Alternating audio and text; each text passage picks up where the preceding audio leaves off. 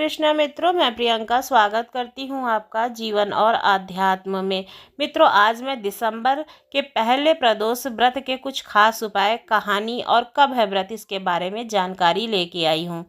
मित्रों, हिंदू धर्म में प्रदोष व्रत का भगवान शिव जी को समर्पण माना जाता है। जो साधक इस विशेष दिन पर व्रत और विधि विधान के साथ महादेव जी की आराधना करते हैं, उन्हें जीवन में सुख समृद्धि की प्राप्ति होती है। ऐसे में आप प्रदोष व्रत के दिन कुछ विशेष उपायों द्वारा महादेव की कृपा के पात्र बन सकते हैं। प्रदोष काल में त्रयोदशी तिथि पड़ते हुए व्रत किया जाता है। हर महीने में 2 बार प्रदोष व्रत किया जाता है। पहला व्रत कृष्ण पक्ष में और दूसरा शुक्ल पक्ष में किया जाता है। ऐसे में 10 दिसंबर को दिसंबर मास का पहला प्रदोष व्रत किया जा रहा है, यानी कि मार्गशीर्ष मास का पहला प्रदोष व्रत 10 दिसंबर को पड़ेगा, जो कि दिन रविवार रहेगा। इस व्रत का शुभ मुहूर्त मार्गशीर्ष मास की शुक्ल त्रयोदशी तिथि 10 दिसंबर को सुबह 7:13 पर शुरू हो जाएगी। वहीं इसका समापन 11 दिसंबर को सुबह 7:10 पर हो रहा है। ऐसे में उदया तिथि के अनुसार प्रदोष व्रत 10 दिसंबर रविवार के दिन किया जाएगा। इस दौरान पूजा का शुभ मुहूर्त शाम को 5:25 से रात को 8:08 तक का रहेगा। पहले कुछ उपाय, फिर सुनेंगे कथा। प्रदोष व्रत के दिन शिवलिंग की पूजा के दौरान जल अर्पित करें। इसके बाद इसमें से थोड़ा सा जल अपने घर में ले आएं और उसे संभालकर मंदिर में रख दें। अपने प्रदोष व्रत का पारण करने के लिए इसी जल को ग्रहण करें। प्रदोष व्रत पर भगवान शिव का पंचामृत से अभिषेक करें। इसके साथ ही माता पार्वती को श्रृंगार की सामग्री अर्पित करें। ऐसा करने से साधक का वैवाहिक जीवन सुखमय बना रहता है। वृद्धि के लिए रवि प्रदोष व्रत के दिन प्रदोष काल में दूध में केसर मिलाकर शिवलिंग का अभिषेक करें। मान्यता है इससे जल्द दाम्पत्य को सुख संतान की प्राप्ति होती है, सूनी गोद भर जाती है।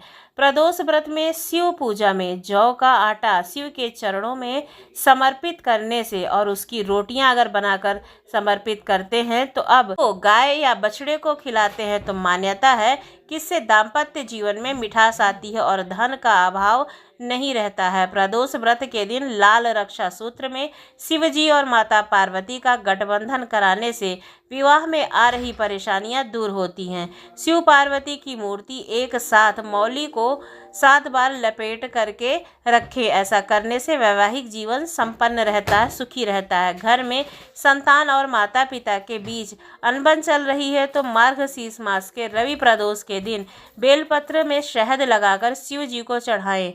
पूजा के बाद ये बेलपत्र थोड़ा सा अपनी संतान को खिला दे। मान्यता है कि इससे परिवार में चल रहा क्लेश खत्म हो जाता है। सुबह जल्दी उठकर स्नान आदि से निवृत्त होकर शिव जी की आराधना करें। उन्हें गंगाजल तथा कच्चे दूध से स्नान कराएं। इसके बाद पंचाक्षरी मंत्र का 108 बार जाप करें। मैं बता दें कि पंचाक्षरी मंत्र ओम नमः शिवाय वाला मंत्र होता है।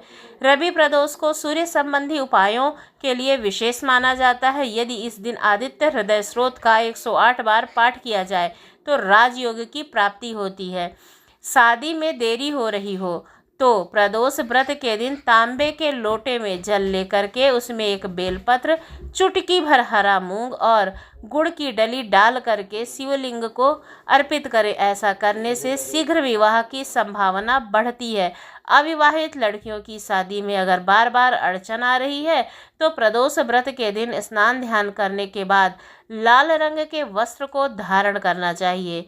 माता रानी को प्रदोष व्रत के दिन सिंदूर जरूर अर्पित करना चाहिए। सिंदूर माता रानी के माथे पर लगाकर शीघ्र शादी की कामना माता पार्वती से करें। इन चीज़ों का दान करें। प्रदोष के दिन सफ़ेद वस्त्र धारण करना शुभ माना जाता है। साथ ही इस दिन किसी ज़रूरतमंद को श्वेत वस्त्र का दान करना चाहिए। ऐसा करने से साधक को कैरियर के क्षेत्र में उन्नति मिलती है।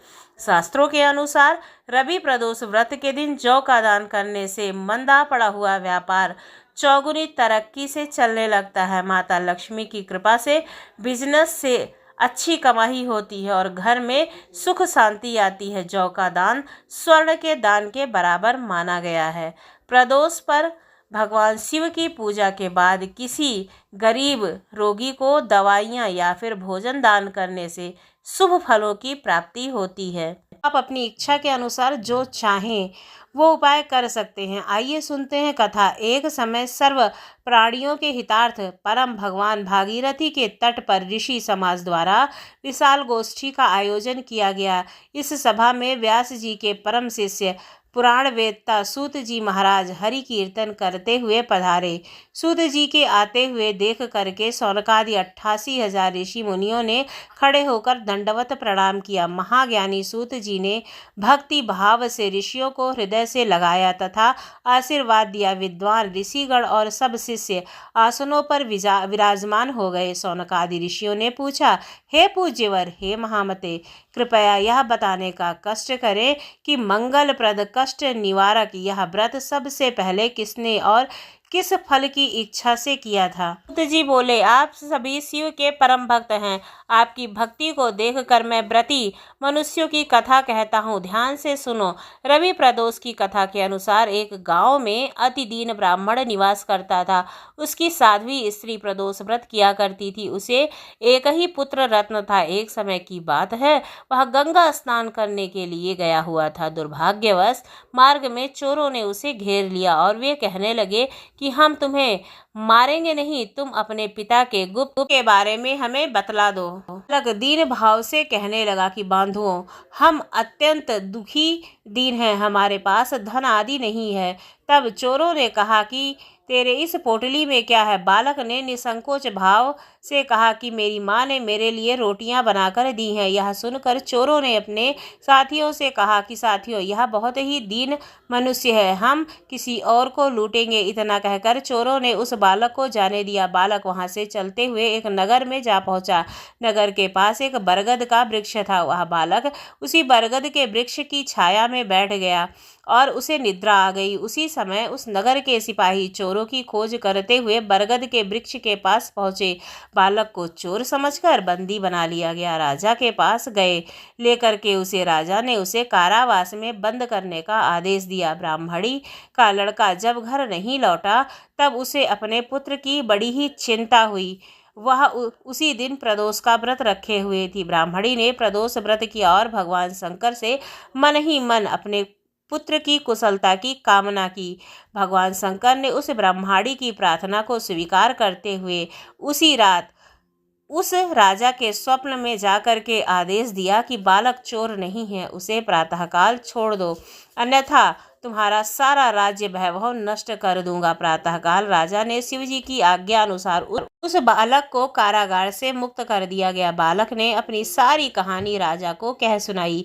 सारा वृतांत सुनकर राजा ने अपने सिपाहियों को उस बालक के घर भेज दिया और उसके माता पिता को राज दरबार में बुलाया। उसके पिता बहुत ही भयभीत थे। राजा ने उन्हें भयभीत देख करके कहा कि आप भयभीत ना हो, आपका बालक निर्दोष है। राजा ने ब्राह्मण को 5 गांव दान में दिए जिससे वे सुखपूर्वक अपना जीवन व्यतीत कर सकें। भगवान शिव की कृपा से ब्राह्मण परिवार आनंद से रहने लगा।